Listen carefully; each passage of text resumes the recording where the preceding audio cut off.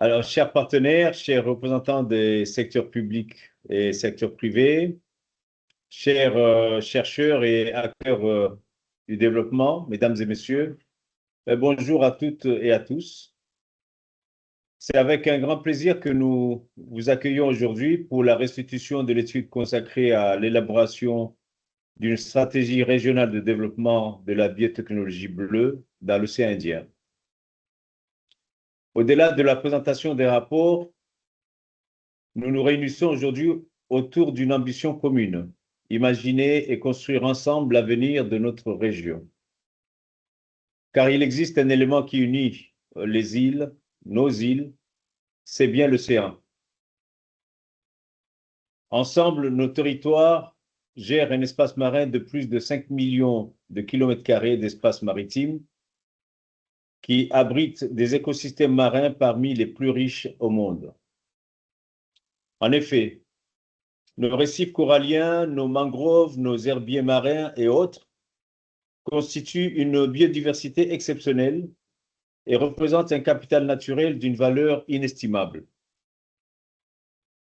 Cette richesse soutient nos économies, nos communautés et notre sécurité alimentaire.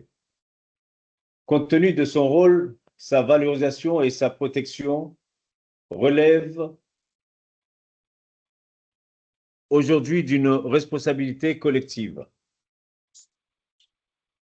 Aujourd'hui, le changement climatique, l'érosion côtière, la pollution marine, la perte de biodiversité et la pression croissante exercée sur les ressources naturelles nous rappellent chaque jour la fragilité de ce patrimoine et l'urgence d'agir. Face à ces défis, nous devons être capables de transformer nos vulnérabilités en opportunités et de construire de nouveaux modèles de développement fondés sur l'innovation, la durabilité et la valorisation responsable de nos ressources marines. C'est précisément dans cette perspective que s'inscrit la biotechnologie bleue. Partout dans le monde, les ressources marines permettent déjà de développer de nouveaux médicaments, des compléments alimentaires, des produits cosmétiques, des biomatériaux, des solutions pour l'aquaculture durable et des technologies au service de la transition écologique. Dans l'océan Indien, le savoir-faire lié à l'utilisation des ressources marines existe depuis des générations. Aujourd'hui, grâce aux avancées de la science, de la technologie et de l'innovation, nous disposons d'opportunités inédites pour transformer ces ressources en produits, services et solutions à forte valeur ajoutée. Pour nos îles, cette filière représente une perspective particulièrement prometteuse.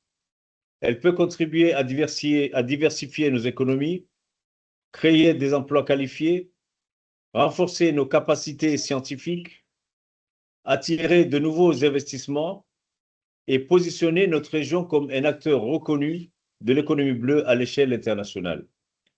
Nous devons cependant être lucides. Aucun de nos territoires ne pourra relever seul ce défi. D'où l'importance de ces stratégies régionales. Depuis le lancement de cette étude en septembre 2025, Cap Business Océan Indien, avec le soutien de l'AFD, l'Agence française de développement, et l'appui technique du consortium Coffre-Pêche Créocéan, on a mobilisé plus de 200 acteurs à travers l'ensemble des 6 territoires. Cette mobilisation démontre une chose essentielle, la volonté collective est là. Aujourd'hui, nous franchissons une étape décisive. Nous passons de la réflexion à l'action. La stratégie qui vous est présentée aujourd'hui s'inscrit pleinement dans le respect des conventions et engagements internationaux relatifs à la protection et à la conservation des ressources marines et de la biodiversité. Alors que nous apprêtons à franchir une nouvelle étape avec la mise en œuvre de son plan d'action, gardons à l'esprit un principe fondamental. Notre ambition n'est pas seulement de créer de nouvelles opportunités économiques, elle est également de régénérer la biodiversité marine, de protéger nos écosystèmes et de créer durablement de la valeur à partir de nos ressources naturelles. Avant de céder la parole aux intervenants, je souhaite aujourd'hui lancer un appel solennel à l'ensemble des acteurs présents. Unissons nos forces pour bâtir ensemble une coalition régionale forte au service du développement de la biotechnologie bleue dans l'océan Indien. Je tiens enfin à remercier chaleureusement l'Agence française de développement pour son soutien constant aux actions de Cap Business Océan Indien, ainsi que le consortium Coffre-Pêche Créo-Océan pour son expertise, son professionnalisme et son engagement tout au long de cette mission. Je remercie également l'ensemble des partenaires, institutions, entreprises, chercheurs et organisations qui ont contribué à l'élaboration de cette stratégie. Je vous souhaite d'excellents échanges et vous remercie de votre attention. Merci. Merci, Monsieur le Président, pour ces paroles inspirantes. Nous allons maintenant rentrer dans le vif du sujet. Donc, pour rappel, cette étude a été réalisée avec le soutien de l'Agence française de développement et mise en œuvre techniquement par Coffre-Pêche Créocéan. Je cède à présent la parole aux experts de Coffre-Pêche Créocéan pour une brève présentation. À l'issue de cette introduction, la restitution des résultats débutera. Merci infiniment à tous de votre présence. Donc, je suis Yann Monteil, je travaille dans le domaine de l'aquaculture et de la pêche et de l'économie bleue depuis environ une dizaine d'années. Au sein de ce projet, mon rôle était d'assurer le suivi et la coordination des activités pour le consortium Coffre-Pêche Créocéan. Et j'ai essayé d'apporter tant que je le pouvais un appui aussi technique sur les questions liées à l'aquaculture et au développement. Je représentais Coffre Pêche, qui était le leader de ce consortium, et nous étions en partenariat avec donc Créocéan, et mon collègue Alexis Cuvillier se présentera un petit peu plus tard et présentera également Créocéan. Coffre Pêche, c'est une société, un bureau de conseil localisé à Paris, et on travaille partout dans le monde sur des thématiques qui ont affaire à l'économie bleue, la pêche et l'aquaculture. Je laisse maintenant la place à mes collègues pour se présenter. Merci à tous.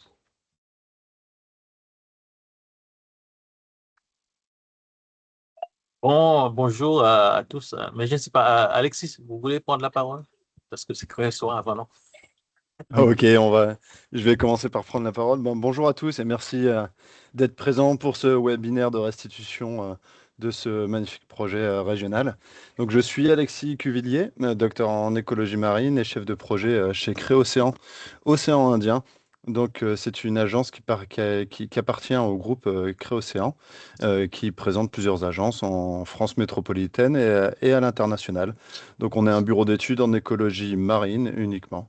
Voilà, je ne vais pas m'étendre plus sur la société, mais un grand merci encore de votre participation et collaboration tout au long de ce projet. Oui, bonjour, je suis Randolph Payette, je suis le team leader pour ce projet. Je suis aussi un consultant indépendant. Bon, j'ai quelques trentaines d'années dans la pêche, mais aussi gouvernance de l'océan, dans la stratégie aussi développement maritime. Voilà, merci beaucoup.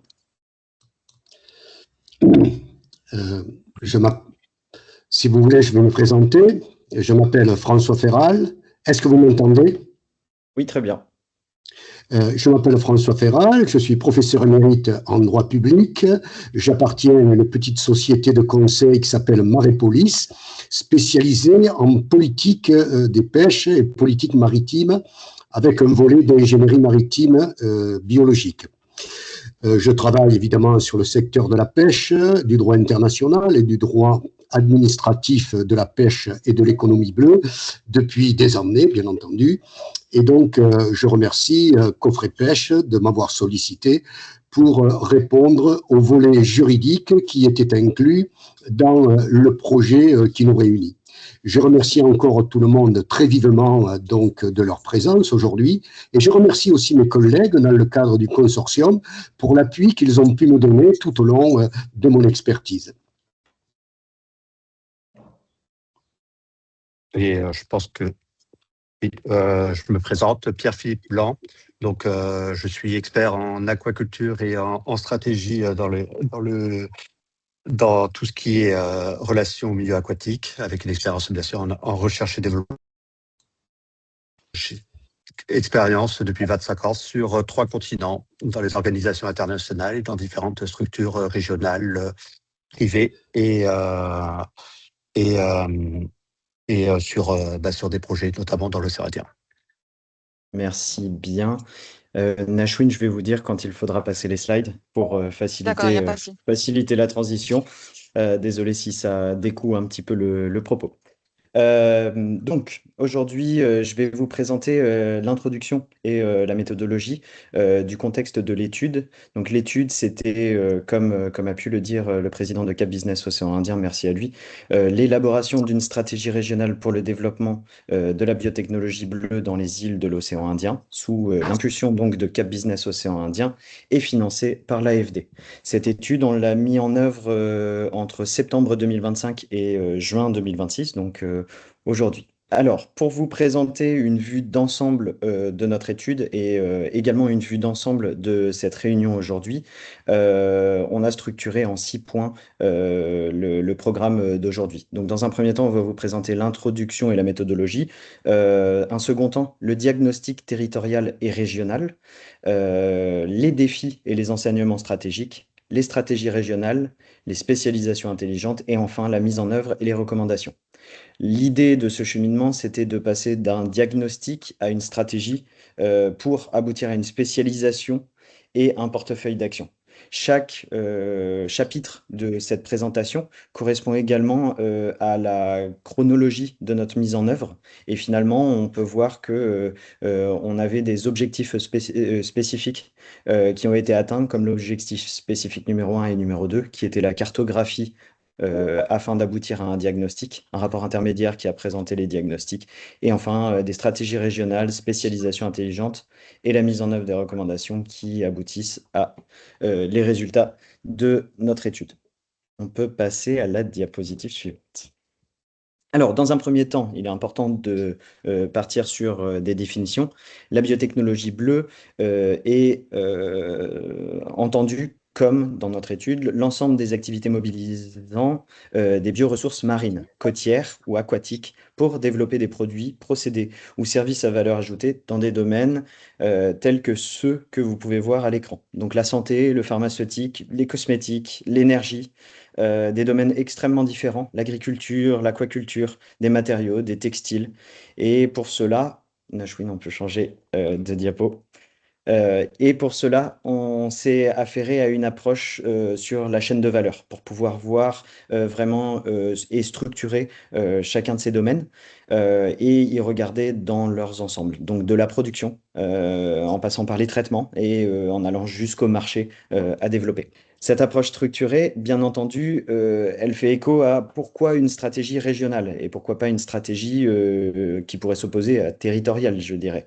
L'objectif est de transformer les potentiels des régions en portefeuille de projets concrets. Donc, nous avons, il était axé sur des axes pluridisciplinaires, l'innovation, la coopération régionale, la durabilité. Ça, c'était les grands axes pluridisciplinaires de l'approche.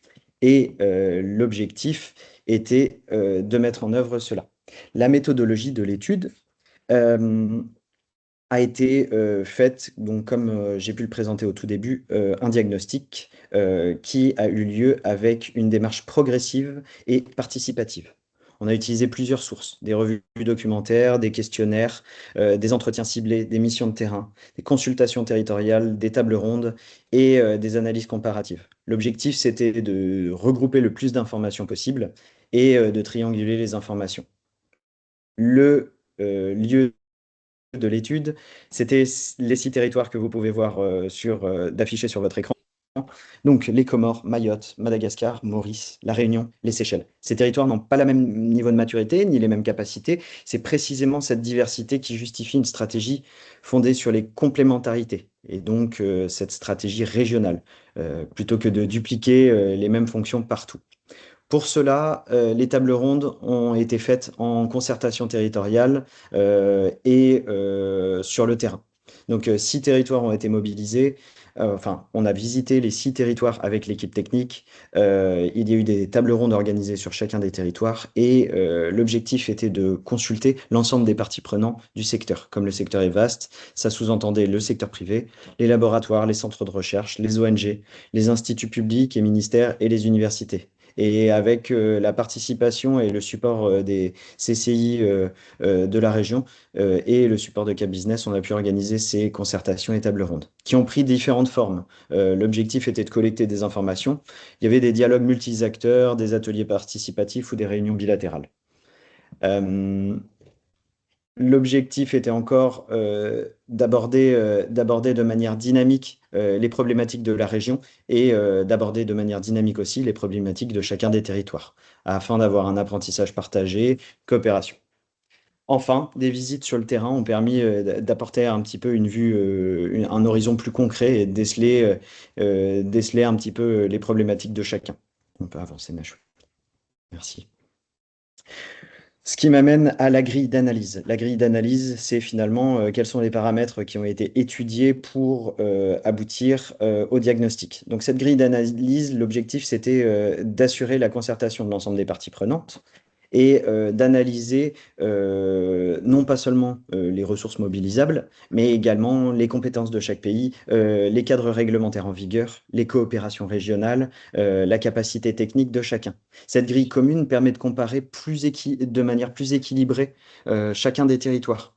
C'est une lecture de l'amont à l'aval de la chaîne, par une mise en perspective régionale.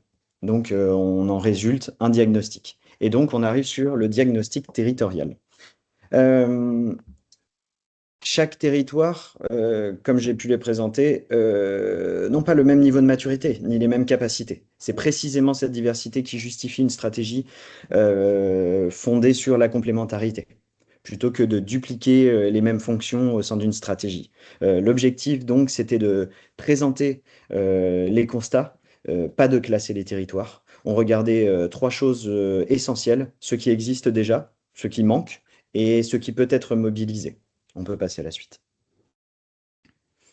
Encore une fois, l'objectif n'est pas de comparer les territoires, comme dans un classement, mais de montrer les maturités de chacun, les points forts et les points à développer. Certains territoires disposent déjà de capacités scientifiques, productives, réglementaires et commerciales qui sont plus visibles que d'autres. D'autres disposent de potentiel écologique, de sites pilotes ou de besoins de monter en capacité. Et donc, l'objectif, c'était dans un premier temps de regarder aux problématiques des territoires pour aboutir à une stratégie régionale. On peut continuer. Donc ici, je vais vous présenter les principaux constats du diagnostic territorial. Alors, bien entendu, c'est les principaux. L'objectif, c'est d'aboutir à une stratégie régionale. Donc, ils peuvent être un peu, je dirais, courts dans certains aspects et il nous permet à nous de déceler principalement les grandes tendances et pour après développer les stratégies qui correspondent au mieux. Donc pour les Comores, l'atout principal, c'est un potentiel écologique important. Les récifs, les herbiers, une biodiversité marine extraordinaire, des espaces encore peu explorés, et également beaucoup de premières initiatives en conservation et en gestion communautaire. Les limites qui ont pu être décelées à l'issue de cette phase de diagnostic, c'était que la filière certaines filières étaient encore embryonnaires, et en particulier la filière de la biotechnologie bleue. Peu de capacités scientifiques,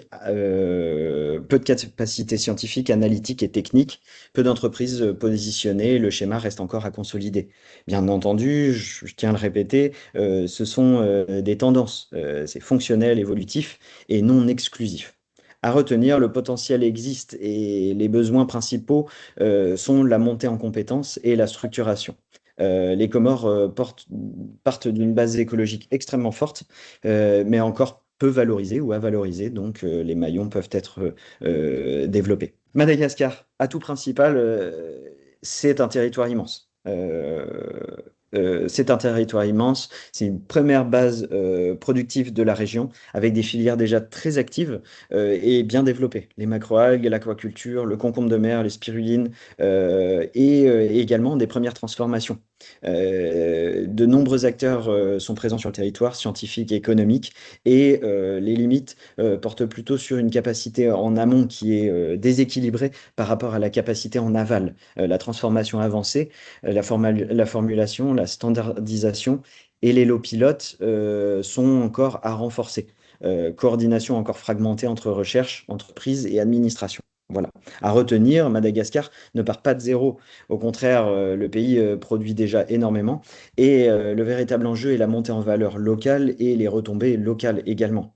Donc ça, c'est la partie pour Madagascar. Maurice maintenant. L'atout principal, c'est l'écosystème institutionnel et une économique structurée.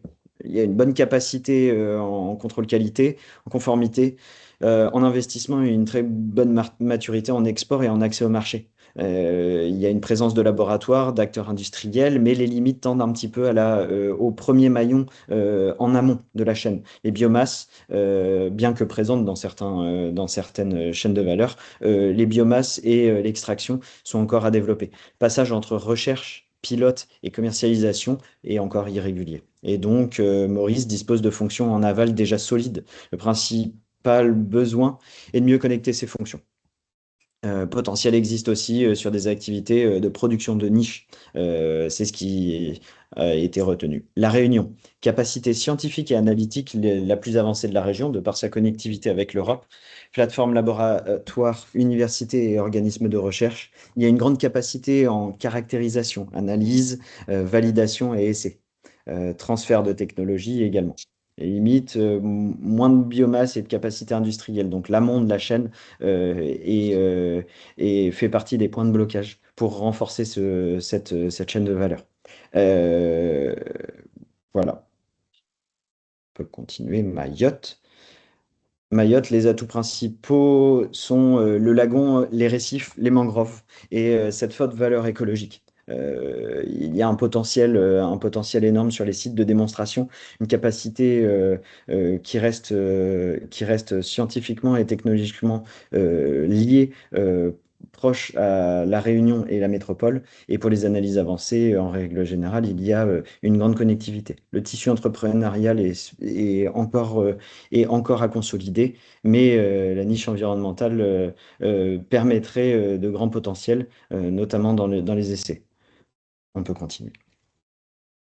Enfin, les Seychelles. Les Seychelles se démarquent par un cadre avancé en économie bleue, une forte visibilité sur les gouvernances maritimes, la conservation, la finance bleue, les projets pilotes. Il y a même des opportunités en aquaculture, en coproduits et en services environnementaux. Les limites principales, c'est un marché faible masse critique en scientifique et industriel. Besoin de partenaires pour les analyses avancées, les procédés et certaines certifications. Voilà. Donc voilà à peu près le tour d'horizon en quelque sorte des territoires. Bien entendu, cette dynamique territoriale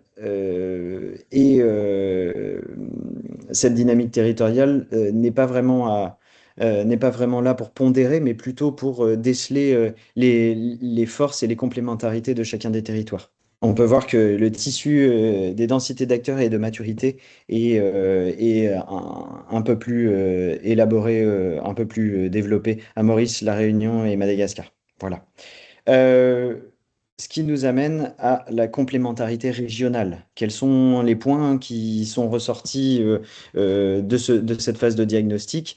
Quels sont les points sur lesquels il y a une complémentarité au sein des différents territoires? L'objectif, c'est bien entendu de connecter, de mutualiser et de progresser. Encore une fois, ces fonctions, elles sont évolutives. C'est non exclusif et non scellé. Les fonctions indiquées sont des points d'appui actuels et non des positions exclusives. Donc Madagascar est présenté comme un territoire de production, de transformation progressive et de montée en valeur. La Réunion peut soutenir l'analyse et la validation tout en développant aussi ses propres projets économiques. Maurice peut contribuer à la conformité et au marché, mais peut également renforcer ses propres capacités de production ciblées. Les Seychelles, Mayotte et les Comores disposent aussi de trajectoires de progression dans la chaîne de valeur. La coopération régionale doit aider chaque territoire à combler ses maillons faibles, et la logique est donc de connecter les capacités et pas d'enfermer les territoires dans des rôles. Voilà. Ça, c'est les grandes lignes de la phase de diagnostic, et je vais laisser Rondolphe vous présenter les défis qui ressortent et les enseignements stratégiques. Merci à tous. Merci Yann et bonjour à tous et à tous. Bon, maintenant nous entrons maintenant dans la partie consacrée aux défis et au enseignement stratégique. Après le diagnostic territorial, il faut regarder que ces constats signifient de la région dans son ensemble. Cette partie synthèse les forces, les faiblesses, les opportunités et les menaces. Elle met aussi en évidence les goulots d'étranglement qui limitent les passages vers le projet viable. Ces défis concernent l'ensemble de la chaîne de valeur, la recherche, production, transformation, pilote, conformité et aussi les marchés. Ils ne concernent pas une seule territoire ou une seule segment. Et la réponse stratégique doit donc soutenir la progression de chaque territoire dans le maillon où ils souhaitent se renforcer. Bon, la SWOT régionale résume le grand enseignement du diagnostic. Les forces reposent sur la biodiversité marine, les ressources variées et les premières capacités scientifiques et les complémentarités potentielles. Les faiblesses concernent surtout les écarts de capacités, les pré-industrialisations, les données fragmentées et l'accès au marché. Les opportunités sont liées au marché porteur, à la mutualisation régionale, à la finance bleue et à la demande de produits naturels. Les menaces portaient sur le changement climatique, mais aussi certainement, on a vu la pression sur l'écosystème. Les coûts logistiques sont évidents aussi dans la région et aussi la dépendance au financement extérieur. Cette SWOT doit être lue dans l'échelle de toute la chaîne de valeur. Elle confirme que les territoires peuvent se renforcer mutuellement. Et ça prépare la réponse stratégique qui consiste à mieux connecter les maillons et les capacités. Oui. Bon, cette slide fait la transition entre le diagnostic et la stratégie. Il y a trois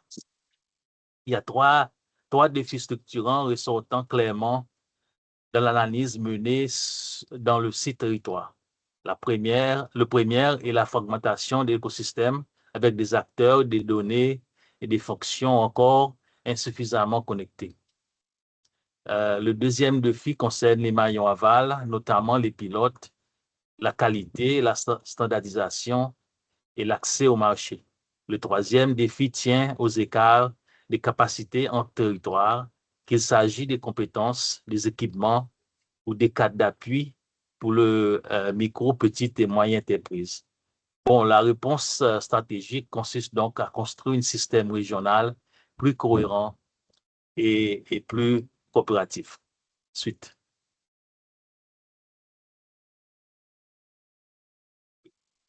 Et maintenant, nous entrons dans la partie consacrée à la stratégie régionale. Cette section traite du rapport 03 relatif à la stratégie régionale.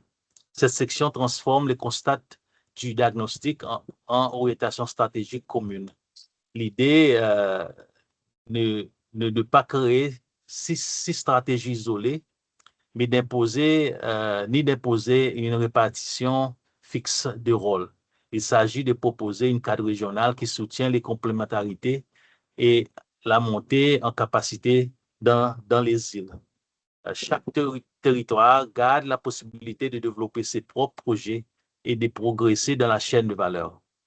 Et la stratégie aussi propose une vision commune, des objectifs et des leviers d'intervention. La suite. Et là, cette slide résume la stratégie régionale à une seule lecture. Il existe un document complet qui présente la stratégie régionale et les plans d'action.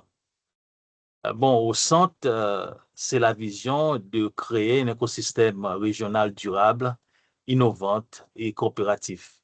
Cette vision vise à la création de valeur locale à partir des bioressources marins, mais aussi la montée en gamme des territoires.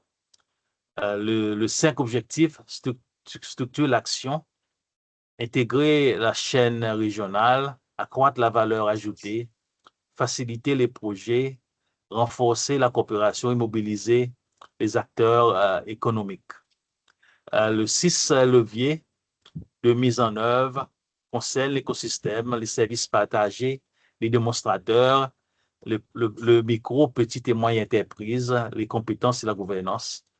Et la stratégie doit donc être lue comme une cadre de progression collective. Il ne réduit pas aucun territoire à une seule fonction. Il vise au contraire à créer les conditions pour que chaque territoire avance dans la chaîne de valeur et ce qui a été considéré comme une priorité. Même si on parlons beaucoup sur le projet de pilote, il est important de noter que certains secteurs dans certains territoires ne sont pas au stade pilote. Certains sont plus avancés. Dans ce cas, la priorité consiste, par exemple, à les aider de passer à l'étape suivante dans la chaîne de valeur.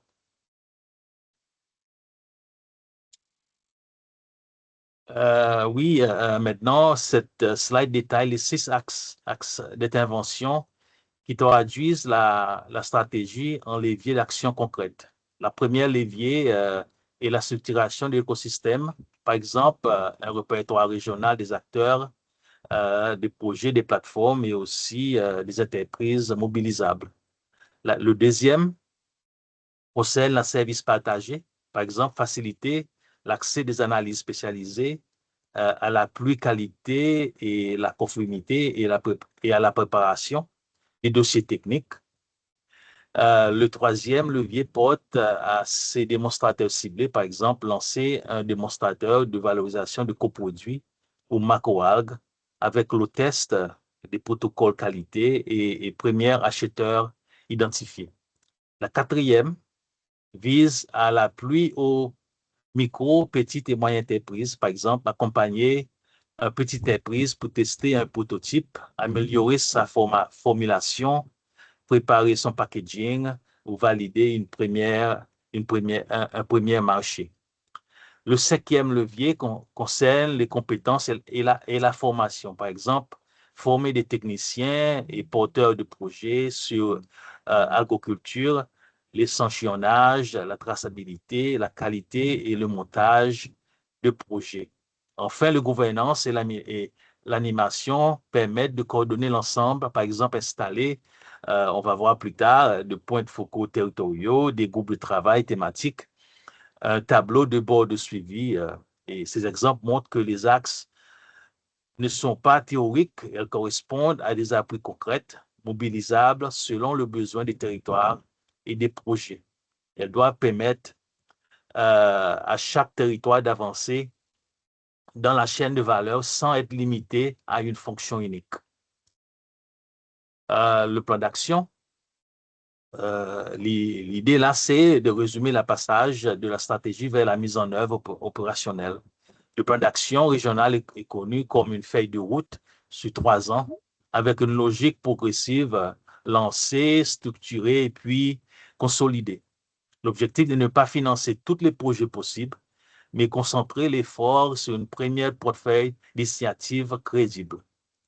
Les 3 premiers axes constituent le cœur opérationnel, les démonstrateurs, les corridors, le bioressources, recherche et des pilotes et marchés et la montée de valeur des entreprises. Les 3 autres axes viennent sécuriser l'environnement, réglementation, coopération régionale, compétences et fonctions critiques. Alors, le message central est que la région doit d'abord renforcer les maillons faibles entre ressources, validation, les procédés, conformité et marché. Le plan prévoit aussi une rôle importante pour le petit business, les chambres consulaires, les plateformes techniques et les partenaires publics. L'enveloppe indicative est à peu près de 4 millions sur 3 ans, pensée comme une enveloppe catalytique, non comme un financement d'infrastructures lourdes. Par exemple, la première année peut sert comme un sélectionné et lancé, le deuxième déployer plus fortement les démonstrateurs et les chaînes pilotes, et la troisième consolider, d'accompagner vers le marché et capitaliser les résultats. Il faut donc présenter ce plan comme une carte pratique de passage à l'action centrée sur des projets visibles, utiles aux entreprises et capables de renforcer la coopération régionale. Ensuite, voilà. Merci et puis je passe la parole à Pierre-Philippe. Donc là, c'est sur tout le côté opérationnel, catalytique, le comment, et l'étude a pris une autre dimension qui est présentée là sur la spécialisation intelligente. Donc, à travers toutes les consultations, quelles sont les priorités régionales et les conditions transversales, avec les forces et les faiblesses, quelles sont les spécialisations qui sont ressorties de l'étude. Donc, on va, dans cette partie, regarder toute la logique de prioritisation et comment a été structurée cette approche. Donc, il y a une prioritisation des filières.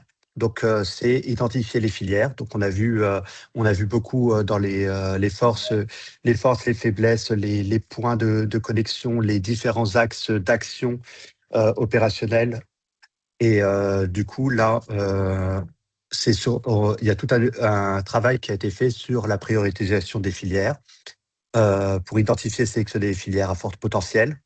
Et de chaque filière, un premier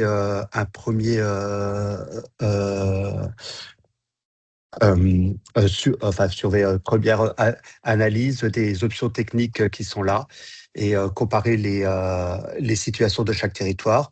Et le but, c'est de trouver des conditions transversales et pour mettre des leviers communs qui ont une cohérence régionale. Donc, si on passe au slide suivant. Sur la logique générale, c'est vraiment de sélectionner les domaines crédibles. Donc, tous ceux qui ont assisté aux tables rondes, tous les partenaires qui ont été consultés dans cette vision aussi, pour choisir les rôles, les projets, les instruments adaptés et dans chaque domaine, trouver l'orientation stratégique. Et surtout, dans les 3 prochains points, c'est de voir sur chaque filière présentée, chaque filière identifiée dans chaque territoire, quelle est la liste de préparation? Où est-ce qu'il en est? Est-ce que c'est au pilote? Est-ce que c'est en application? Quels sont les points à renforcer? Est-ce que la filière, elle a déjà un côté pratique et à quel niveau elle est développée? Et de voir là-dessus les spécialisations qui apparaissent prioritaires pour pouvoir sortir la filière ou la faire émerger ou lui donner une cohérence pour qu'elle prenne de l'ampleur. Les fonctions territoriales n'ont pas été oubliées parce qu'on a vu qu'il y avait des atouts et des faiblesses à chaque. Et le but était de sortir ce qui va vous être présenté, c'est tous les instruments qui ont pu être retirés. Donc, si on passe au slide suivant, voici les 5 filières qui sont ressorties de l'étude. Donc, les 5 filières qui sont ressorties, on vous a mis les scores parce que les scores, ils sont territoires dépendants selon les consultations. Mais c'est ça qui est intéressant parce qu'on les a retrouvés dans plusieurs territoires. Et du coup, on a combiné les scores, ce qui vous donne une évaluation qui montre comment les filières ont été mises en avant et comment elles ont été sélectionnées par les acteurs et comment elles ont été aussi sélectionnées par les points qui ont été présentés avant. Dans les 5 filières, nous aurons les coproduits et déchets marins, les microalgues et micro-organismes, les services environnementaux et la restauration écologique. La 4e filière, c'est toute l'aquaculture et les biotechnologies associées au secteur aquacole. Et le dernier, c'est macroalgues et dérivés. On pourra les présenter dans n'importe quel sens. Vous avez vu que les scores sont très proches. C'est ça qui est intéressant. Les 5 domaines sont crédibles. Aucun domaine n'est complètement mûr. Ça veut dire qu'il y en a certains qui sont beaucoup plus développés, qui sont déjà même installés, qui sont déjà une activité commerciale, mais il y a des leviers à actionner. Et surtout, ils ne sont pas présents dans tous les territoires. Et donc, pour le but est de sortir les priorités à consolider et les besoins des différentes filières. Donc, si on passe au slide suivant, on va passer filière par filière, ce qui vous permettra de voir pour pouvoir voir les différents aspects de ces filières et les points manquants. Donc, chaque filière a ses forces et ses faiblesses. Certaines filières sont déjà développées. Il y a certaines de ces filières font l'objet de beaucoup d'initiatives et beaucoup de stratégies locales sur certains territoires. Donc, on a les coproduits et déchets marins, si on pouvait résumer, c'est une priorité directement mobilisable parce que les ressources sont là. Les macroalgues et dérivés, c'est déjà une filière qui existe. Donc, elle est vraiment structurante et on la retrouve dans plusieurs territoires. Les microalgues et les dérivés, c'est une filière qui est explorée un peu partout parce qu'elle présente un potentiel et des initiatives dont certains qui sont à un stade assez avancé. L'aquaculture et la biotechnologie aquacole, c'est non seulement des priorités dans quasiment tous les territoires, mais c'est aussi des filières qui sont matures et qui existent dans d'autres. Et la bioremédiation et la restauration écologique, c'est un groupe d'activités qu'on retrouve dans tous les territoires. Donc, ce portefeuille est évolutif, il ne fiche pas du tout. Chaque territoire a des priorités. Quasiment tous les territoires présentent les 5 filières. Chaque territoire a des priorisations différentes, mais nous prenons le zoom régional pour donner une cohérence et surtout pour cette analyse. Si on passe au slide suivant. Donc, on les a rangés dans un ordre pour les ranger dans un autre ordre. Ce n'est pas un ordre d'importance. Donc, les coproduits et déchets marins, c'est une filière qui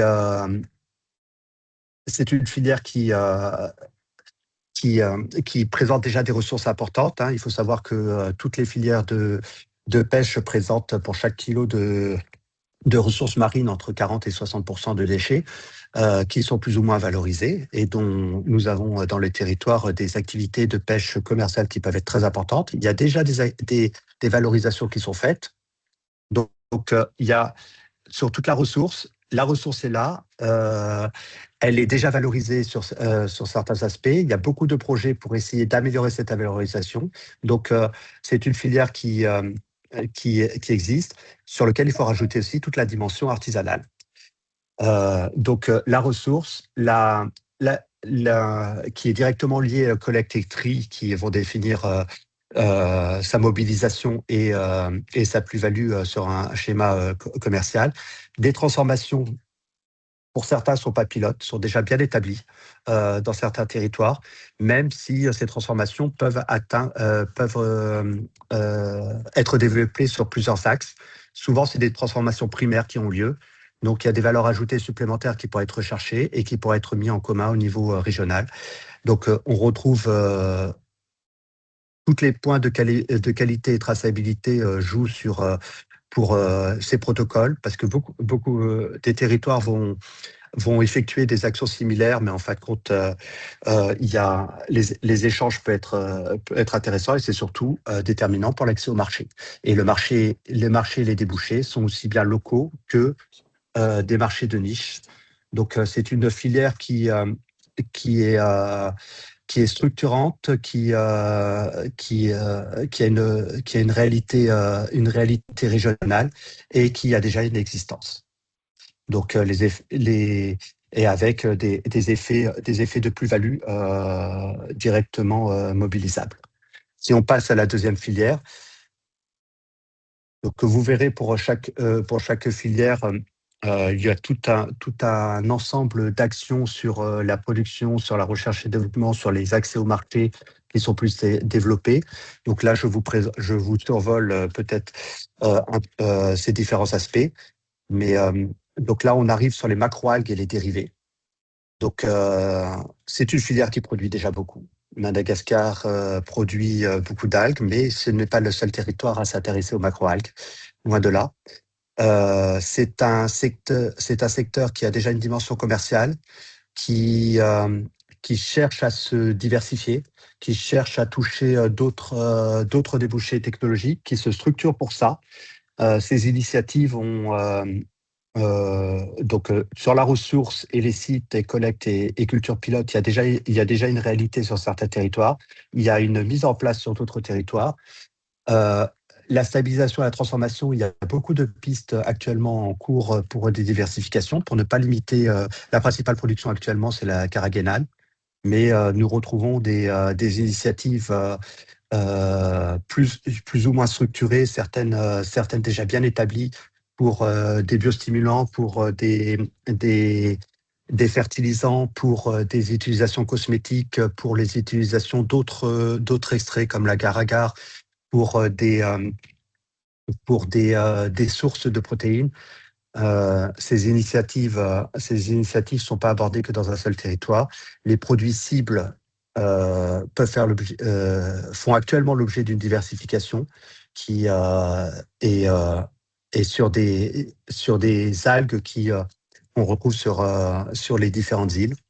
Et sur l'organisation et le marché, c'est un levier qui reste, qui a toute sa cohérence dans une approche régionale, parce que ce sont des structurations. Si on passe sur la troisième filière, les microalgues et les micro-organismes, beaucoup d'initiatives, beaucoup de présence de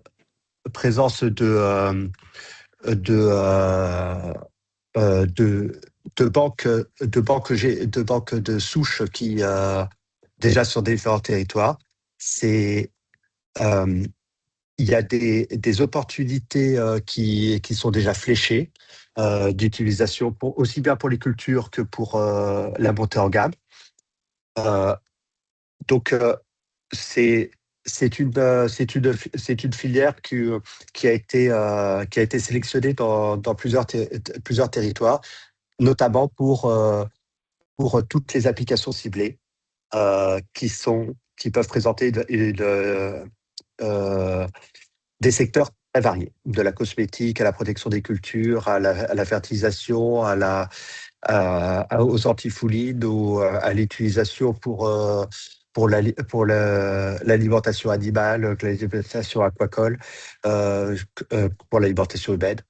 Et donc, des forces et des faiblesses au niveau de la région qui donnent tout son sens, notamment pour l'accès au marché et pour coordonner les efforts. Je vous survole tous les secteurs, hein, vous aurez beaucoup plus de détails dans l'OS 4. La suivante, c'est l'aquaculture et biotechnologie aquacole. Si vous regardez, vous suivez vos fils d'actualité, vous verrez qu'aujourd'hui, le rapport global de la FAO vient d'être publié.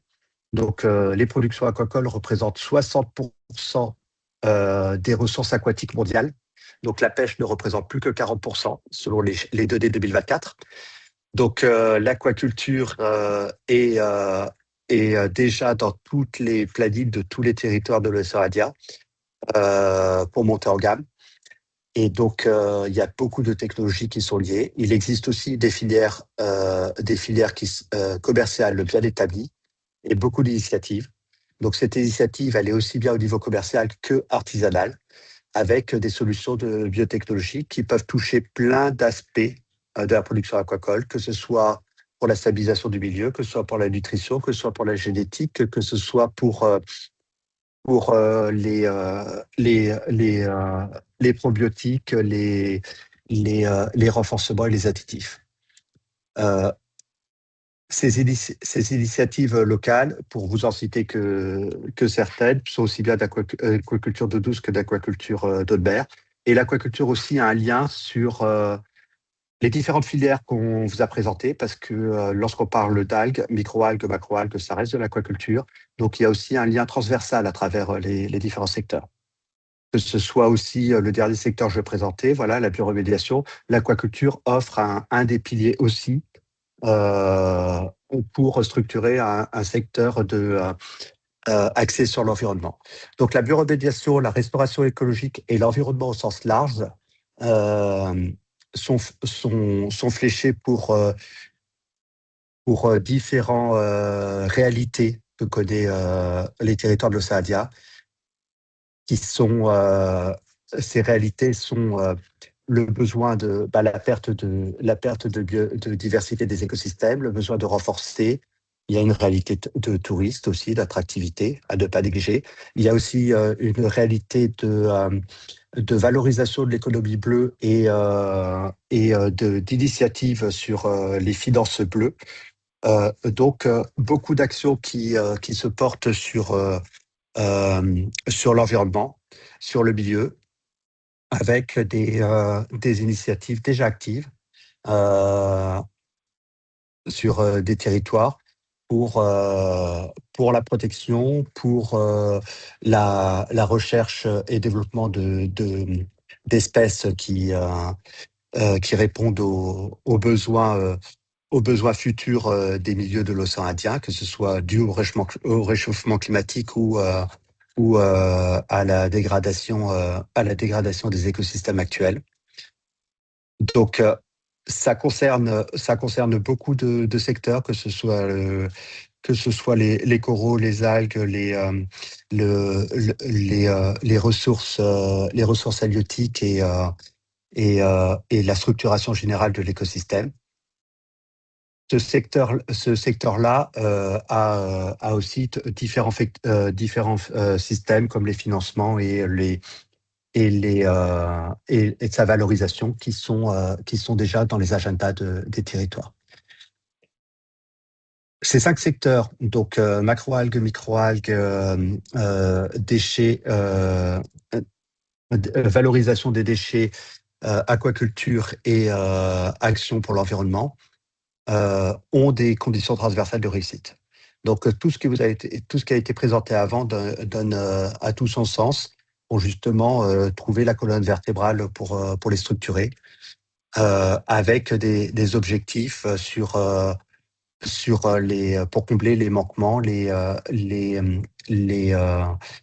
renforcements des initiatives existantes. On retrouve souvent les 5, donc ça va être toute la qualité et les conformités, les analyses et services partagés, qui au niveau régional prend tout son sens, les compétences et les formations pour les développer, pour les faire grandir, les financements et bien sûr la gouvernance, le marché et la capitalisation, parce que toute filière a besoin d'avoir une réalité économique aussi bien qu'environnementale et sociale. Donc, si on passe au slide suivant, le but est de convertir les priorités en premiers projets. Donc, ce ne sont pas des projets qui partent de zéro pour chacun. Il y a des filières établies. Ça peut être des projets structurants de filières déjà établies qui permettent d'apporter une autre dimension, soit au niveau des territoires, soit au niveau global. Donc, c'est ce qui a été présenté avant, donc ça tient sur un schéma à 5 niveaux. Donc, les idées, la présélection, les pilotes ciblés, ça peut très bien passer de 1 à 4 directement pour certaines filières, entre les partenariats et démonstrateurs. Le but final est de la mise à l'échelle et donner une cohérence régionale à ces 5 secteurs. Donc, pour la dernière partie, pour la mise en œuvre et recommandations, je passe la main à mes collègues. Oui, merci Pierre-Philippe pour élaborer un peu les spécialisations intelligentes. Et certainement, maintenant, il faut peut-être consacrer cette session maintenant à la mise en œuvre et aussi aux recommandations. L'objectif est de passer de la stratégie et des spécialisations vers des modalités d'action réalistes. Cette partie ne présente pas uniquement des pilotes ou de démonstrateurs, et aussi il montre les outils d'appui nécessaires sur l'ensemble de la chaîne de valeur. Oui, ça inclut la gouvernance, les services partagés, l'appui aux entreprises, la formation, la conformité et les partenariats et aussi les prochaines étapes. Les messages principaux ici, c'est que la mise en œuvre doit rester progressive, pratique et adaptée au niveau de maturité des projets dans les îles. Certains acteurs seront prêts pour une pilote, d'autres auront d'abord besoin d'un appui qualité, marché, technique ou réglementaire. Alors, cette section explique donc comment organiser une portefeuille d'action sans enfermer tous les acteurs dans un seul modèle d'intervention. Suite. Bon, la première outil concerne les démonstrateurs, par exemple, tester une chaîne de valorisation de coproduits ou de macroalgues avec l'eau, d'analyse ou de qualité et premier acheteur. Le deuxième outil concerne les services partagés, par exemple, accès à des analyses spécialisées, à un appui de qualité, à la formulation, à la traçabilité ou à la préparation des dossiers techniques. Le troisième outil est l'appui aux les petites business, par exemple, aider une entreprise à structurer son modèle économique, améliorer un prototype, travailler son packaging, ou préparer un premier test marché. La formation ciblée peut concerner l'agriculture, l'échantillonnage, l'hygiène, le contrôle, la qualité, la biosécurité et aussi le montage de projets. L'appui réglementaire peut aider les porteurs à comprendre les autorisations, l'APA, la conformité sanitaire, la traçabilité et l'exigence d'export. Enfin, les partenariats marchés sont essentiels. Ils permettent de relier les porteurs aux acheteurs, distributeurs et les industriels, investisseurs ou plateformes techniques. La logique est donc de combiner les instruments selon la maturité réelle des initiatives. Un projet très jeune n'a pas forcément besoin d'un démonstrateur. Il faut d'abord avoir besoin d'un diagnostic de faisabilité, d'une analyse ou de contact marché. À l'inverse, un projet déjà structuré peut être accompagné plus rapidement vers une pilote ou un démonstrateur ou un pré-commercialisation. Juste pour expliquer un peu, un pilote sert à tester une idée ou une solution à une petite échelle et un démonstrateur va plus loin. Il montre qu'une solution peut fonctionner dans des conditions plus proches à la réalité opérationnelle et commerciale. Si ça juste pour avoir une définition pour quoi c'est un pilote et quoi un démonstrateur. Oui, bon, le pipeline des projets, bon, là, c'est comment des initiatives.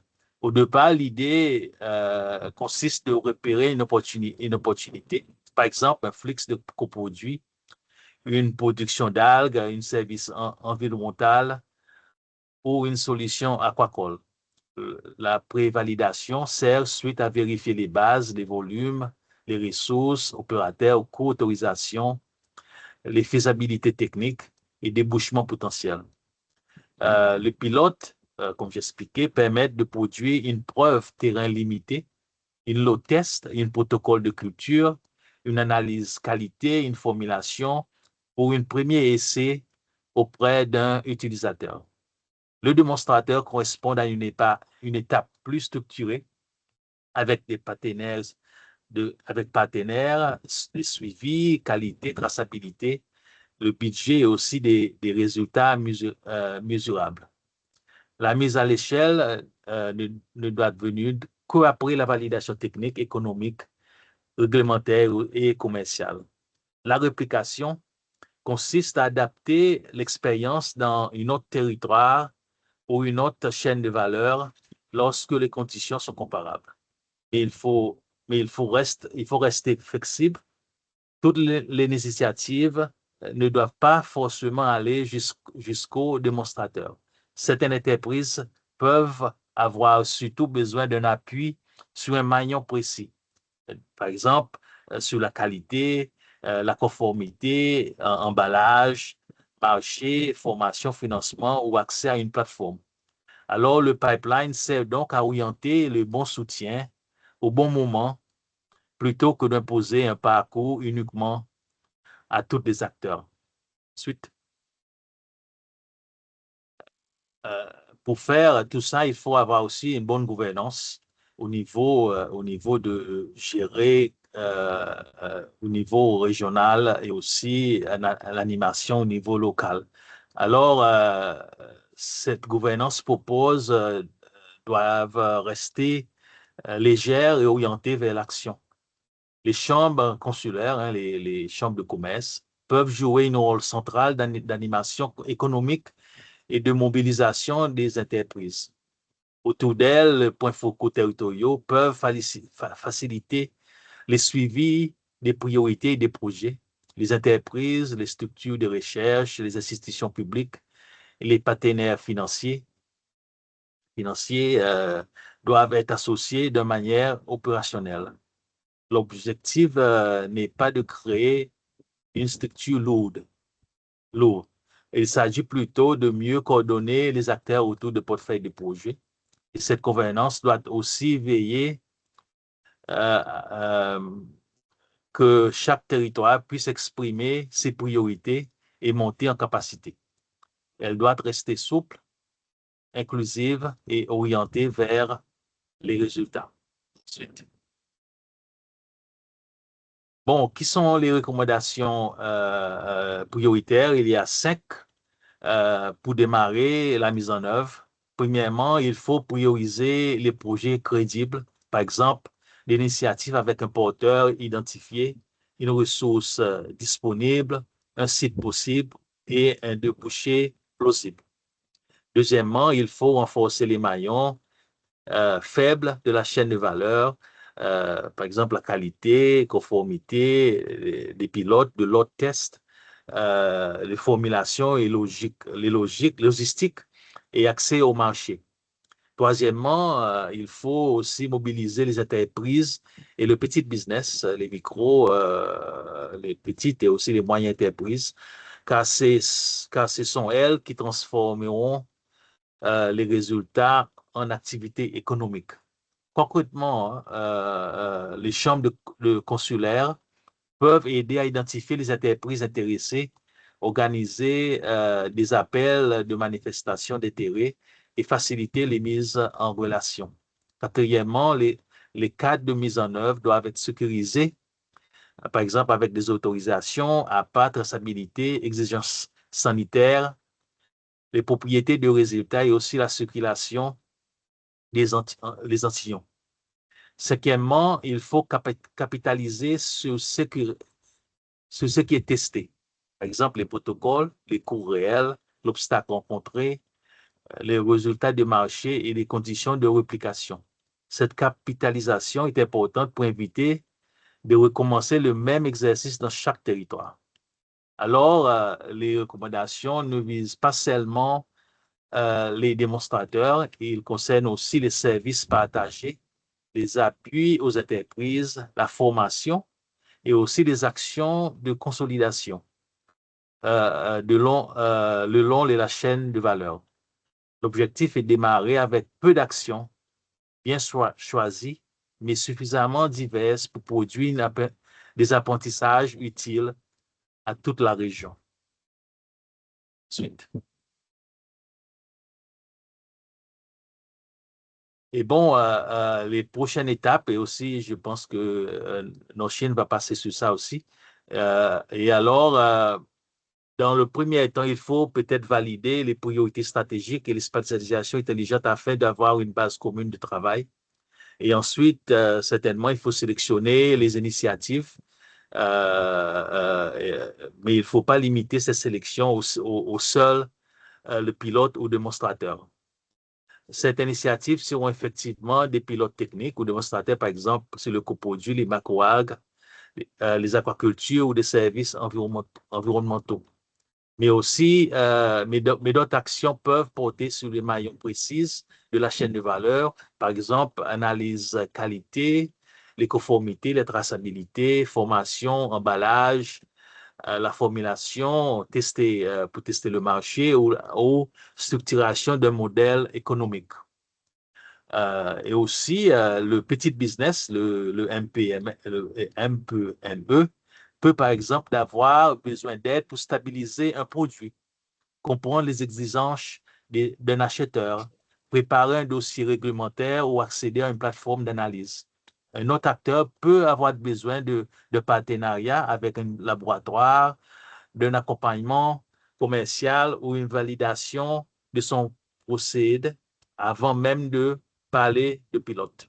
Il faudra donc identifier les porteurs de projet, les partenaires techniques, les appuis institutionnels et les besoins concrets de chaque initiative. Les mobilisations de financement doivent être traitées dès le départ, en lien avec les niveaux de maturité de l'action.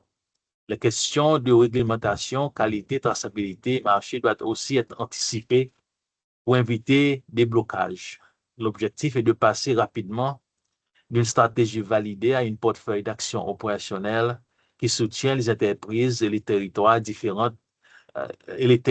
différents niveaux de maturité. Cette portefeuille doit aider à progresser surtout la chaîne de valeur, pas seulement au stade pilote. Et voilà, merci, Noshine.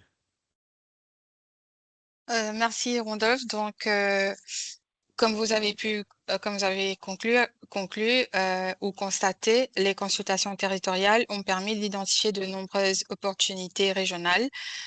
Donc, afin de transformer ces opportunités, K-Business Océan Indien mettra en place une plateforme collaborative réunissant l'ensemble des acteurs afin de faire émerger des projets collaboratifs. Parmi les 5 sous-secteurs prioritaires identifiés, donc, nous estimons que la filière des algues présente un fort potentiel de résultats à court terme. Nous lancerons donc prochainement un premier groupe de travail dédié à cette thématique afin d'explorer les opportunités régionales liées notamment à la cosmétique bleue, compléments alimentaires, biofertilisants et autres applications. Ce groupe de travail permettra également d'aborder les enjeux liés à l'accès aux infrastructures de test, validation et certification, et tout en favorisant la mobilisation d'investisseurs et de partenaires institutionnels autour du futur projet collaboratif. Nous vous invitons d'ores et déjà de prendre contact avec nous afin de rejoindre ces groupes de travail thématiques et pour contribuer à la construction d'un écosystème régional des biotechnologies bleues plus intégré, plus innovant et davantage orienté vers le marché. J'ai maintenant le plaisir d'inviter Madame Julie Courriot de l'Agence française de développement à prononcer les mots de discours, les mots de clôture avant de passer à la session de questions et échanges avec les participants. Merci beaucoup, Madame Julie Courriot. Bonjour Noshine, merci de me passer la parole. Bonjour à toutes et à tous. Bon, je remercie beaucoup pour cette présentation complète, détaillée, pour ce travail de plusieurs mois. Enfin, mes mots seront surtout en cette direction, notamment les ateliers que nous, on avait fortement soutenus, hein, les ateliers de travail qui ont rassemblé énormément de personnes. Je ne sais plus si on a cité le nombre d'ateliers, mais dans les 5 territoires qui ont permis vraiment de cibler les priorités et de faire remonter aussi du terrain des acteurs les secteurs de cette biotechnologie bleue qui est beaucoup plus multiple qu'on peut le croire quand on est néophyte et qui sont prioritaires pour les territoires. Donc voilà, donc saluer la richesse de ces échanges, c'est vraiment un premier mot. Donc une dynamique collective qui existe déjà au sein des territoires nationaux. Je crois que c'est peut-être ça aussi qu'il faut rappeler. Il y a énormément de documentation qui a été produite. Là, on a un très faible aperçu en fait de l'analyse qui a pu être faite au bénéfice de tous les territoires. Donc à la fois des cadres réglementaires, mais aussi des opportunités existantes intrinsèquement pour chacun des territoires. Donc ça, je pense que c'est aussi des informations qui sont importantes pour vous et que vous pourrez retrouver. Et donc, Business aura la charge aussi de diffuser via ses membres auprès de chacun qui a pu participer à ces différents ateliers. Donc voilà, on parle tout le temps, souvent, depuis maintenant plusieurs décennies, du levier de l'économie bleue pour nos territoires, en particulier pour nos territoires insulaires, océaniques. Après, en réalité, c'est assez peu palpable parce que c'est très divers, l'économie bleue. Et là, c'est vrai que sur ce sujet des biotechnologies, on a quelque chose de concret avec des valeurs ajoutées transformatives très importantes pour nos économies et également pour la restauration de nos écosystèmes, donc tout en préservant aussi cette biodiversité. Voilà, qu'est-ce que je voudrais rappeler? Peut-être ce plan d'action, enfin, on a effleuré donc là, comme je disais, pour les différents pays, on a effleuré les différentes analyses. Enfin, ça paraissait peut-être un peu basique, une slide par pays, mais évidemment, ces analyses, elles sont beaucoup plus détaillées. Et d'autre part aussi, sur le plan d'action, on a été, enfin, l'équipe de consultants était assez rapidement sur ces modalités. Je pense que tout le monde touche un peu du doigt quelles pourraient être les différentes étapes de plan d'action pour avoir une chaîne de valeur structurée au niveau régional, donc qui serait déjà aussi à structurer au niveau national pour certaines thématiques. Mais peut-être le message que je pourrais passer, c'est effectivement de se saisir en fait de cette analyse, de ces données désormais aussi disponibles et consolidées pour intervenir sur ces secteurs prioritaires. Donc, il y a eu 5 spécialisations stratégiques qui ont été proposées. Euh, Business, donc je comprends Anoshine, je le découvre en même temps que vous, souhaiterait se concentrer sur les microalgues et, cette capacité peut-être à avoir la mobilisation des 5 territoires pour le développement de cette filière. Donc voilà, donc c'est l'enjeu de ces groupes de travail, de mettre en commun peut-être ces différents intérêts pour construire peut-être des leviers et concrétiser en fait ce qu'on attend et ce qu'on entend dans la coopération régionale du secteur privé au sein de notre région océan Indien. Donc voilà, comment est-ce qu'on transforme les sujets des opportunités de développement et de coopération économique pour le développement de notre zone et tout en s'adaptant et en étant dans une approche de transition et de développement durable. Voilà, donc merci beaucoup. En tout cas, avec l'AFD, on est très content d'avoir pu accompagner cette dynamique innovante. Merci à tous. Merci beaucoup, Julie. Nous ouvrons à présent la séance de questions-réponses qui durera environ 30 à 45 minutes. Donc, on va maintenant demander aux participants de poser des questions directement aux consultants ou s'adresser à moi.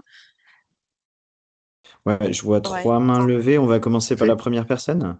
Bonjour, moi c'est Dr Shakira Bakar Swalihi, je suis enseignant-chercheur à la fac de sciences, mais également je suis le conseiller scientifique de l'association Ouhai Océan, c'est-à-dire la vie dans l'océan, et nous travaillons pour la valorisation des produits marins, mais surtout au niveau des algues. Donc, dans les présentations, j'ai pu constater, bon, on a parlé que les macroalgues et dérivés sont beaucoup développés dans la région. Je suis d'accord, mais aux Comores, pas du tout, pas du tout. Rien n'a été fait. C'est parmi les objectifs de notre association, c'est la valorisation de ces macro-algues, à commencer par la culture des algues, ainsi de suite. Donc, j'avais une question que Naochine a déjà répondu, c'est-à-dire quelles sont les étapes suivantes pour pouvoir nous positionner. Donc, tu l'as déjà répondu. Maintenant, vous avez parlé du groupe de travail sur cette filière algues.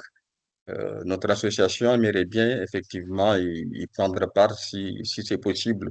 Donc, s'il y a des conditions pour que nous puissions participer dans ce groupe de travail, voilà, voilà, j'aimerais ou bien l'association aimerait bien savoir pour pouvoir se positionner dans ce groupe de travail parce que nous sommes très intéressés par ce programme et nous sommes au b.a.-ba, c'est-à-dire c'est maintenant qu'on commence, donc on a besoin des partenariats, on a besoin des appuis techniques et ainsi de suite. Donc, nous sommes très contents voilà, de ce qui a été présenté et très satisfaits.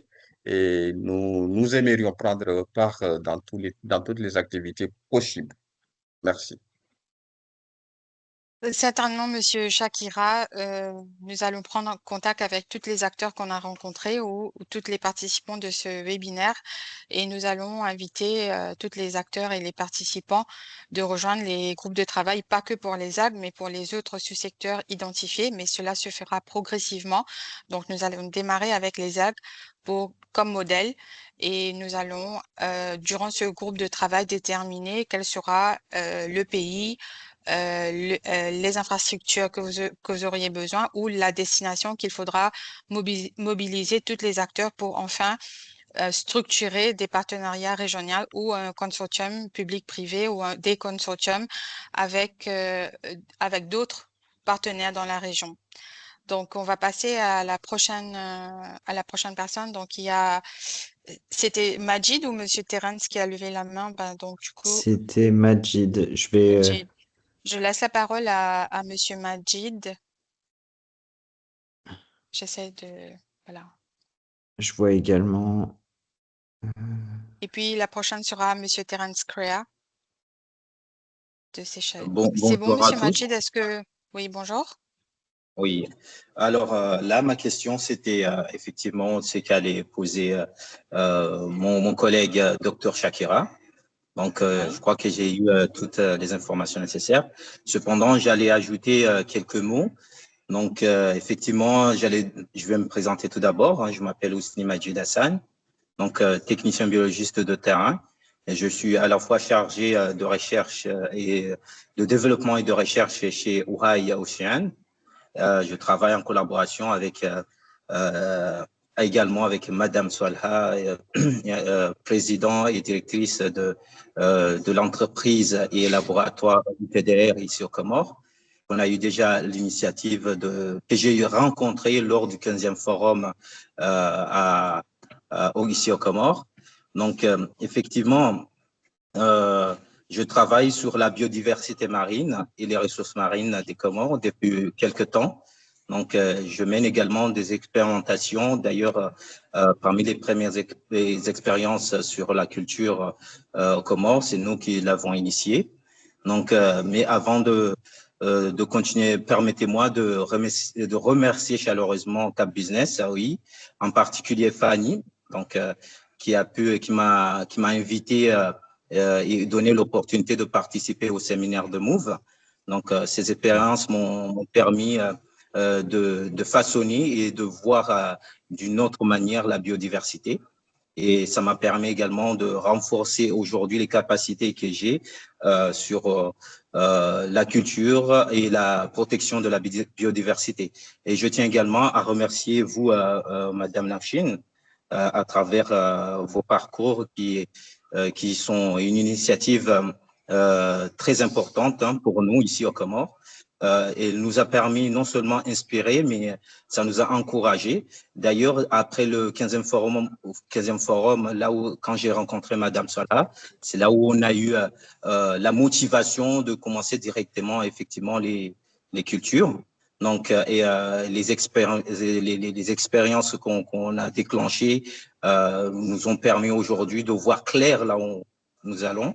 Et par-dessus tout, effectivement, nous travaillons à pied dans l'eau, sans relâche. Et grâce à l'association Ouraï également, nous sommes là à faire tous les moyens pour que les choses évoluent. Voilà. Je tiens à remercier tout ça. Donc, excellente Merci, journée. Monsieur Majid. Merci. Pour la suite, on Merci. va prendre, on peut peut-être prendre plusieurs questions, peut-être 3, 4 questions, les noter et ensuite y répondre, laisser la place aux experts, ce qui sera plus simple pour répondre aux questions, peut-être. Oui. D'accord. Donc, s'il y ça a des convient? questions, s'il y a des questions de la part de Terence, de Seychelles et de Je, encore je d'autres, donc donne la levez la main voix, et je donne la voix à Monsieur Terence Créa et juste ensuite à Loredana Di Martino. d'accord. Monsieur Terra, pouvez prendre la parole. Est-ce que Oui, vous Terence, est-ce que m'entendez? vous... Oui, Oui, on c'est vous bon. entend. Allez-y, Terence. D'accord. Merci bien. Je n'ai pas une question, mais simplement quelque chose à partager vis-à-vis le projet, vis-à-vis surtout pour exprimer ce qui concerne l'intérêt des Seychelles pour, si vous voulez, collaborer à travers une échange de visites avec l'île de la Réunion. Ça a déjà a été mise en œuvre avec une séance avec l'ambassadrice des Seychelles parce que on a voulu simplement déclencher, si vous voulez, cette collaboration potentielle visée à explorer les différentes approches de mise en œuvre de l'économie bleue en général. Ainsi qu'à renforcer un échange d'idées, d'expériences et aussi d'expertise entre les deux pays. Et également, on a reconnu, et ça a été aussi mentionné dans une des présentations, que la Réunion est en avance par rapport à d'autres îles de la région en matière de recherche et développement des biotechnologies bleues surtout.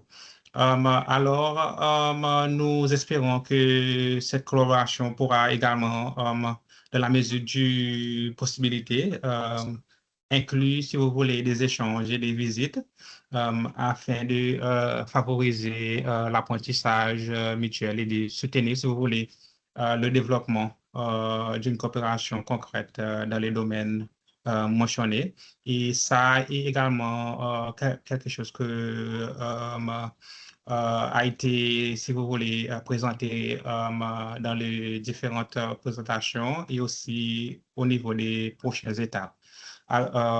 Pour conclure, j'espère que cela pourra être arrivé, si vous voulez, et aussi pour finalement remercier l'équipe, Noshin et M. Rodolphe pour tout ce qu'ils ont fait jusqu'à l'heure. Donc voilà, nous allons entamer des discussions avec vous, Terence, et on va voir comment on peut organiser pour vous une visite à La Réunion avec les parties prenantes qu'on a rencontrées. Et nous allons maintenant prendre les questions suivantes. Donc, Je donne la main à Loredana Di Martino. Pardon si je prononce mal le d'accord. prénom et le nom.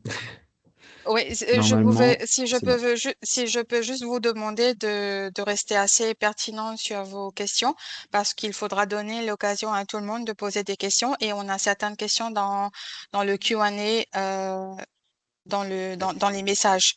Donc, on va regrouper toutes ces questions pour répondre. Merci beaucoup.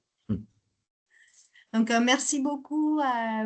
Bonjour à tous. Oui, vous avez bien prononcé mon prénom, c'est Loredana Di Martino. Je suis experte en développement territorial durable et en gestion de destination touristique. Ici, je suis basée aux Comores dans le cadre d'une mission et je travaille donc au quotidien aussi sur ce type de thématiques.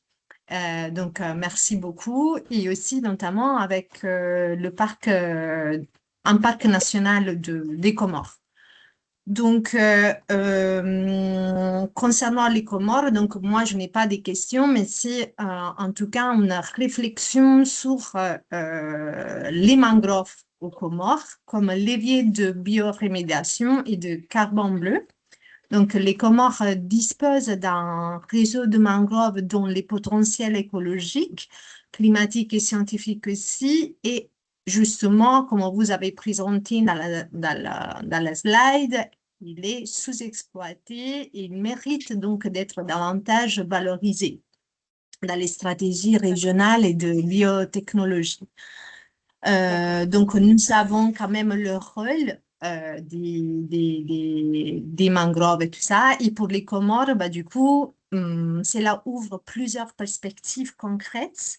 Donc, comme le développement du programme de restauration et de conservation, ou ainsi développer avec l'appui des partenaires régionaux et internationaux des projets pilotes associant la recherche, la conservation et la valorisation, tout en renforçant aussi la recherche appliquée avec ce service écosystémique des mangroves. Et enfin, on peut dire que les mangroves aux Comores sont des vraies infrastructures naturelles stratégiques et capables aussi de contribuer à la fois à la résilience climatique, à la santé des écosystèmes marins et au développement des futurs de la biotechnologie bleue dans notre région. Donc D'accord. voilà, c'est ici ma réflexion Merci. par rapport aux Comores. Merci. Merci. Merci beaucoup. Est-ce qu'on peut passer à Monsieur Kevin Remkalen et passer par la suite et pour la suite? Oui, je donne la parole à Monsieur Kevin Ramkalon. Et voilà. Et on a une question dans la partie Q&A sur la filière stratégique. On pourra reprendre Bonjour. après. Bonjour, merci. Je vais être très bref. Kevin Ramkilawan de Business Mauritius. Nous représentons la comité des affaires à Maurice. Le sujet de l'économie bleue nous intéresse particulièrement, surtout pour trouver une activation au niveau des acteurs du secteur privé pour le développement de l'économie bleue généralement. Merci pour cette invitation. Le sujet de la biotechnologie bleue est extrêmement intéressante. J'aime beaucoup l'approche adoptée où nous mutualisons nos compétences respectives. Donc, deux choses. Premièrement, s'il serait possible de nous partager le rapport final par mail, si possible, pour nous permettre de l'étudier en plus de profondeur. Et deuxièmement, indiquer notre intérêt aussi à travailler avec vous sur le sujet. Pour l'instant, il y a deux sujets principaux qui nous intéressent. Le premier, c'est au niveau des coraux et le deuxième, des réhabilitations côtières. Et cette réhabilitation côtière de l'île Maurice passera beaucoup par des nature-based solutions, qui pour moi a un lien direct avec ce que nous faisons aujourd'hui. Merci beaucoup. Merci. Merci beaucoup, Kevin. Merci beaucoup, Kevin. C'est noté. On va certainement partager les rapports synthétiques et dans son ensemble à tous les participants et à tous nos acteurs une fois que ce sera finalisé. Je vois déjà dans la section messages qu'il y a déjà des personnes qui ont commencé à collaborer. Donc, il y a Thomas de Ocean Farmers. C'est ça, Monsieur Thomas, donc qui invite les participants à contacter Ocean Farmers pour travailler ensemble. Donc, Ocean Farmers est basé à Madagascar, Tuléa, c'est là où on avait fait notre site visite. Donc, visite de site. Donc, vous pouvez ou je vous donne la parole, Thomas, pour après, mais là, on va passer à la prochaine question de Monsieur Ilyassa.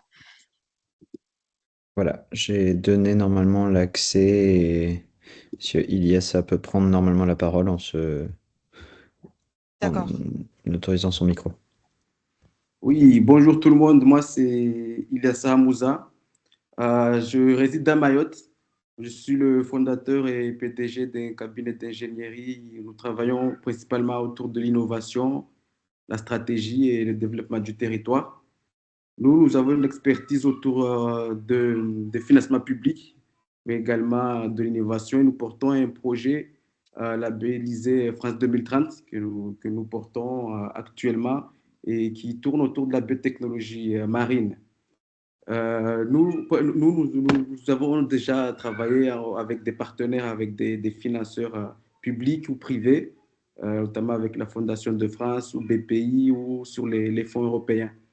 Nous avons déjà des engagements associatifs, principalement là, c'est côté personnel, qui nous permet de bien connaître le territoire et de savoir quels leviers nous pouvons mobiliser, quels sont les acteurs publics, privés qui pouvons collaborer autour de cette thématique qui nous intéresse tout particulièrement. Et nous, notre vision, c'est de connecter l'innovation et l'économie, mais aussi que ça puisse être pérennisé sur le territoire. Donc, nous sommes ouverts à construire des passerelles stratégiques entre Mayotte et l'océan Indien, mais aussi avec l'Afrique de l'Est, notamment l'Afrique de l'Ouest que nous connaissons aussi un petit peu. Et là, nous voulons faire émerger des projets pour avoir un impact territorial, soit du côté social, mais aussi du côté économique. Donc, le projet Spiruline, ça, c'est un proof of concept que nous portons actuellement, mais l'objectif, c'est de s'ouvrir plus largement à notre lagon, qui, comme ça a été dit dans la présentation, qui a un fort potentiel autour des éponges, des coromos, mais aussi des algues. Donc, nous avons une espèce endémique, une souche de Limnospira plantesis qui est dans le lac Diani, qui est bien connu en petite terre. Et là, notre idée, c'est de pouvoir aussi nouer des partenariats pour qu'on puisse travailler ensemble et porter ce projet-là. Et nous travaillons actuellement sur une unité pilote que nous sommes en train de développer à Coconi, en partenariat avec le pays deuxième et le pôle d'innovation intégré à Mayotte. Et nous avons aussi des partenariats avec la Technopole de Mayotte. Nous sommes en train de mobiliser les agglomérations, les mairies, les partenaires publics pour qu'ils puissent aussi s'associer à cette thématique à Mayotte qui est intéressée, mais qui est en cours de développement. Pardon, Monsieur Ilyassia, est-ce que vous pouvez poser votre question, s'il vous plaît? Merci. Donc là c'était la courte présentation. Et nous, ce qui nous intéresse particulièrement sur les points bloquants, c'est lié autour des financements. Donc, ma question, ça serait de savoir si au niveau des plans d'action, qui prévoient des démonstrateurs et des projets pilotes, s'il y a des dispositifs financiers qui sont mobilisables pour les PME innovantes et qui souhaitent porter des projets de démonstrateurs à Mayotte. Et nous sommes aussi intéressés pour rejoindre le groupe de travail par ailleurs, et aussi avoir une idée du calendrier sur les premiers appels à projets ou des financements qui seront associés à cette stratégie régionale. Voilà ma question. Merci beaucoup. Merci Ilyassia. On va prendre la prochaine question. On va répondre à toutes les questions. Donc, je vois qu'il y a Thomas de Ocean Farmers qui a levé la main. Est-ce que Thomas Vigneault, c'est Thomas Vigneault plutôt? Allez-y, Monsieur Thomas Vigneault. Donner les droits. Les droits sont donnés. Thomas. Est-ce que vous m'entendez? Oui. Oui, c'est bon. Super, merci beaucoup. Alors, une question que je pose souvent, mais je n'ai pas forcément toujours de réponse. Je ne sais pas si c'est pour les consultants qui ont planché un peu sur les chaînes de valeur ou peut-être pour l'AFD. Mais en gros, c'est comment faire pour que les territoires de recherche et développement comme la Réunion ou Mayotte s'y retrouvent financièrement une fois la chaîne de valeur régionale activée, avec typiquement l'argent public qui finance le savoir-faire au départ dans ces territoires. Et à la fin, on a des territoires comme Madagascar qui produisent la matière première, comme Maurice qui commercialise. Et au final, quelle est la rentabilité économique concrète et durable pour les territoires qui ont innové? Merci. D'accord. Donc, on donne la parole maintenant à Monsieur Julien Bonneau. Oui, bonjour à tous. Vous m'entendez? Oui, c'est bon. Oui. Voilà, d'abord, je voulais vous remercier d'avoir organisé cette conférence, ce qui permet un peu plus nous apprendre à nous connaître. Je suis ingénieur au pôle d'innovation intégrée de Mayotte, spécialisé en technique biologique. Et donc, nous, là, on travaille sur la mise en place d'une plateforme de recherche pour faire des tests de culture sur des algues, des coromous et des éponges. Donc, voilà, pour des débouchés dans les domaines de la médecine, de la cosmétique, de l'alimentation humaine et animale. J'ai juste deux petites questions. Donc, est-ce que au niveau de vos recherches que vous avez fait sur les 5 territoires, vous avez eu des projets de recherche qui sont déjà en place concernant l'aquaculture multitrophique intégrée. Et deuxième question, c'est que donc on a beaucoup parlé des territoires, mais concernant les organisations concrètement ou les entreprises, est-ce qu'on pourrait avoir une liste pour pouvoir les contacter rapidement et individuellement des entreprises qui travaillent dans les domaines de la recherche et de l'innovation concernant l'aquaculture et les algues? Voilà. D'accord. On prend la prochaine et peut-être la dernière question. C'est Monsieur Dave Weitlingen. Oui, merci beaucoup. Vous m'entendez? Je pense qu'il y avait des petits soucis de microphone au départ. Et donc, je suis Dave Weitlingen, je suis responsable de recherche et développement à Mauricoast. Mauricoast est basé à Maurice. Donc, on s'occupe beaucoup de l'aquaculture intégrée et régénératrice et on fait aussi des microalgues et macroalgues. Ma question très spécifique est que, en ce moment, dans notre production de microalgues, on a des tests très spécifiques à faire et qu'on n'arrive pas à avoir à Maurice. Donc, j'aimerais bien savoir si votre initiative, qui est magnifique d'ailleurs, vous avez fait un super boulot, si votre initiative va nous permettre de faire ce pont entre les pays où ces technologies, où les équipements sont disponibles pour faire ces tests assez spécifiques, seraient disponibles pour nous, par exemple à Maurice, secteur privé, pour pouvoir avoir accès à des services, je dirais, payants, très probablement, pour faire ces tests très précis. Merci beaucoup. D'accord. Et Monsieur Thomas de Ocean Farmers, est-ce que vous souhaiterez toujours intervenir? Ça fait peut-être beaucoup de questions. Oui, Ouais.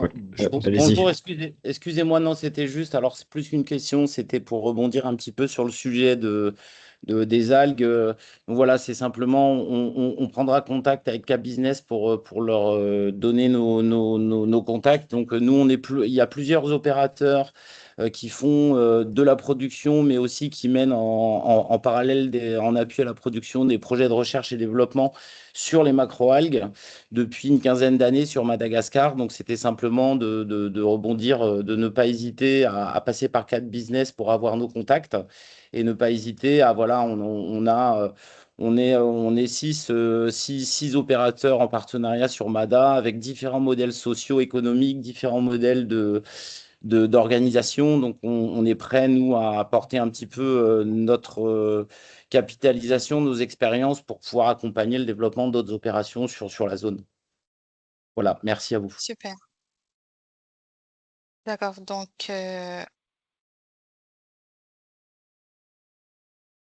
c'est bon, Yann, est-ce que... Peut-être qu'on peut laisser la parole Pierre-Philippe, Randolph et Alexis et François, si vous voulez prendre la parole pour répondre à certaines des questions. Si je peux me permettre, faire déjà une réponse transversale, parce qu'il y a beaucoup de questions qui sont assez similaires. On le voit aussi bien sur les conversations, sur le chat et sur les questions qui ont été abordées, sur la dernière, sur l'avant-dernière aussi, sur cette histoire d'avoir déjà d'ouvrir les voies d'un dialogue régional sur la proposition d'une plateforme de réflexion et des groupes de réflexion qui est un des moyens transversaux, donne tout son sens avec toutes ces réactions. Parce que il y a bien sûr des liens à faire, des liens à renforcer. Je voulais répondre. Donc, c'est un bon exemple qui répond à la plupart des questions. Donc, sur les études qui se font aux Seychelles, les études qui se font à Mayotte, les besoins de créer des ponts. Donc, la plateforme est une des finalités et bien sûr de faire ça. Et le groupe de réflexion est de pouvoir non seulement faire des nœuds, mais de relier, mais aussi de fluidifier. Je réponds très rapidement à des questions très ciblées. Donc la question de Monsieur Harley sur les filières stratégiques identifiées pour les filières algues, est-ce qu'il s'agit des macro et des micro-algues? Justement, ce sont deux filières qui ont été séparées dans les dans les secteurs clés, mais qui ont beaucoup de points communs, notamment sur certains aspects de débouchés. Mais donc, il y a la filière des macroalgues et il y a la filière des microalgues. Il y a des questions très générales qui ont été présentées par plusieurs questions, où ça parlait de coraux, de réhabilitation côtière à Maurice, de mangroves aux Comores. Donc, on retrouve toutes les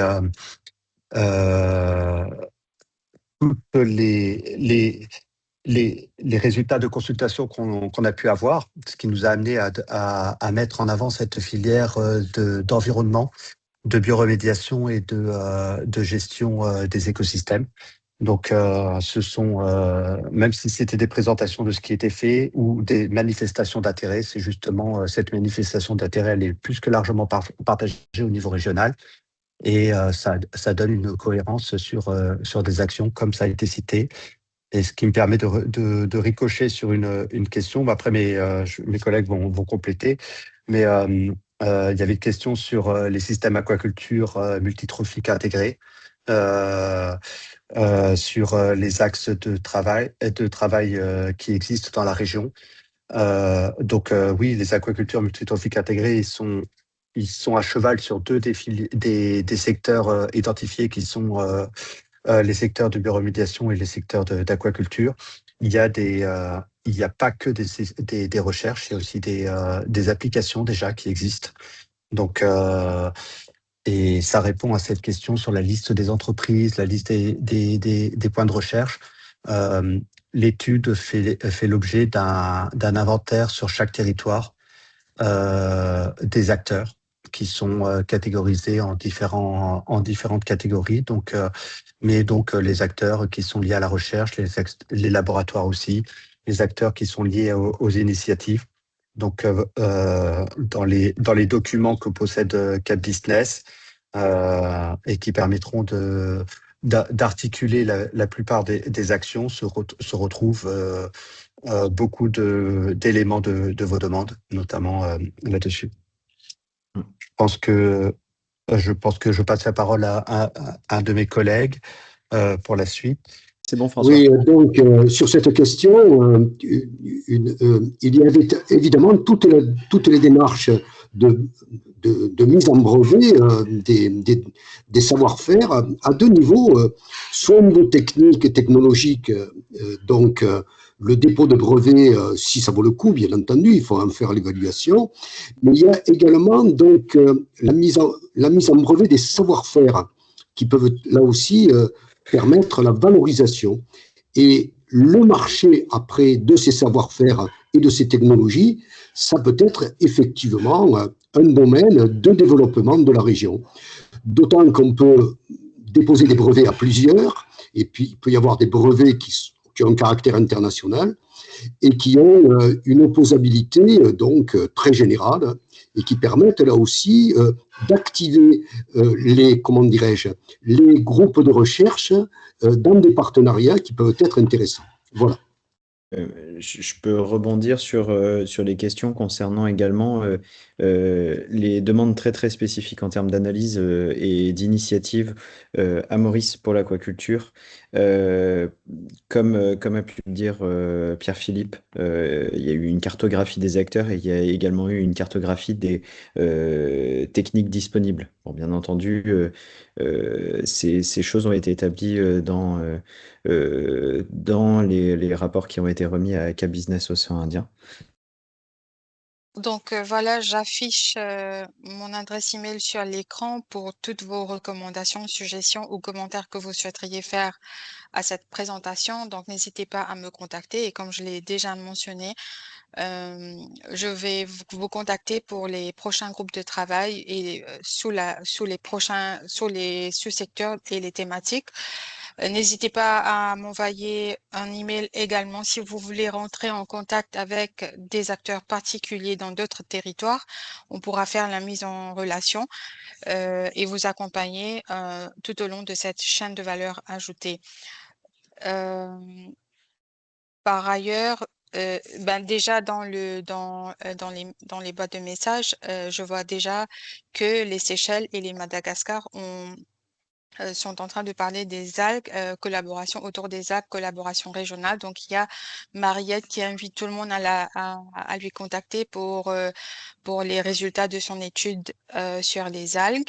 Donc, Mariette peut-être très prochainement, ensemble avec les autres acteurs des autres territoires, on pourra peut-être visiter les Seychelles ou faire une présentation avec vous pour que vous puissiez avoir l'opportunité pour présenter vos résultats et ainsi permettre aux autres acteurs de vous contacter pour des collaborations.